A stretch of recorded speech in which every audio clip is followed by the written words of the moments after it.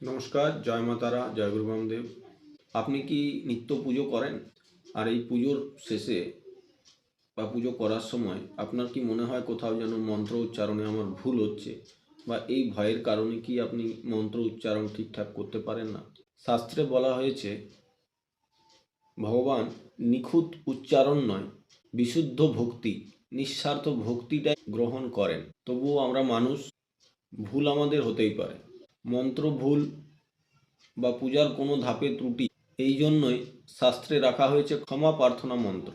নিত্য পুজোর শেষে একবার বলুন, মন্ত্রহীনম ক্রিয়াহীনম ভক্তিহীনম সুরেশ্বর যৎ পূজিতম ময়া দেব পরিপূর্ণম তদস্তুমে। এই একটি মন্ত্র আপনার অজানা ভুলকে ক্ষমা করিয়ে দিতে পারে।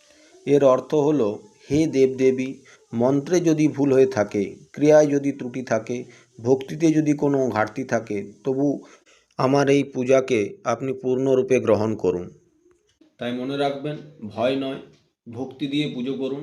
আর পুজোর শেষে এই মন্ত্রটি একবার অবশ্যই বলুন। এই ধরনের ভিডিও দেখতে আমাকে ফলো করুন, আর এই ভিডিওটা বেশি বেশি করে শেয়ার করবেন। ভালো থাকবেন। জয় মা তারা।